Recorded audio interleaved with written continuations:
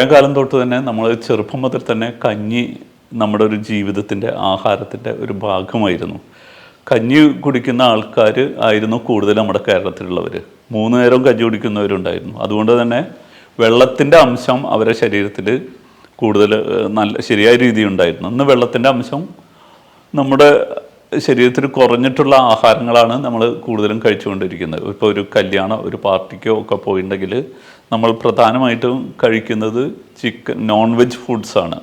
ഈ non veg ഫുഡ്സിൽ തന്നെ ഇപ്പോൾ ചിക്കൻ തന്നെ എടുത്ത് പറയുകയാണെങ്കിൽ പല വെറൈറ്റി ഓഫ് ചിക്കൻ ഉണ്ടായിരിക്കും. അപ്പോൾ അതൊക്കെ നമുക്ക് രോഗങ്ങൾ കൂട്ടാൻ കാരണമായിട്ടുണ്ട്. ഇന്ന് ആഹാരം തന്നെയാണ് ഔഷധം, അങ്ങനെയുള്ളൊരു കൺസെപ്റ്റ് നമ്മൾ ഉണ്ടാക്കിയെടുക്കണം. അപ്പോൾ നമ്മൾ പരമ്പരാഗതമായിട്ടുള്ള ആഹാരത്തിൽ ഊന്നിക്കൊണ്ടുള്ള ഒരു ജീവിത രീതി വേണം ചെയ്യാൻ. അപ്പോൾ അതിൽ പ്രധാനം കഞ്ഞിയാണ്. ക്ഷുത് തൃഷ്ണ ഗ്ലാനി ദൗർബല്യ കുക്ഷിരോഗ ജ്വരാപഹ മലാനുരോമനി പേയ പഥ്യ ജീവന പാചനി. അതായത് ഈ മഴക്കാലത്തുള്ള പല രോഗങ്ങളെയും, ദഹന സംബന്ധമായിട്ടുള്ള പല രോഗങ്ങളെയും ഇല്ലാതാക്കാനും പനി തുടങ്ങിയിട്ടുള്ള രോഗങ്ങളെ ഇല്ലാതാക്കാനും ഏറ്റവും നല്ലത് കഞ്ഞി കുടിക്കുക എന്നുള്ളതാണ്.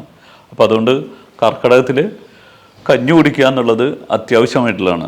അപ്പോൾ ഇത് തന്നെ പറയുകയാണെങ്കിൽ കർക്കിടകത്തിലെ കഞ്ഞി കുടിക്കുന്നതിൽ, കർക്കിടകത്തിലെ കഞ്ഞി എന്ന് പറഞ്ഞാൽ ഔഷധങ്ങൾ ചേർത്ത് പാകപ്പെടുത്തിയ കഞ്ഞി കുടിക്കുന്നതാണ് ചെയ്യേണ്ടത്. കാരണം ദഹനം ക്രമപ്പെടുത്താനും പ്രതിരോധ ശക്തി വർദ്ധിപ്പിക്കാനും ഔഷധങ്ങൾ ചേർത്ത് പാകപ്പെടുത്തിയ കഞ്ഞിയാണ് കർക്കിടകത്തിൽ കുടിക്കേണ്ടത്.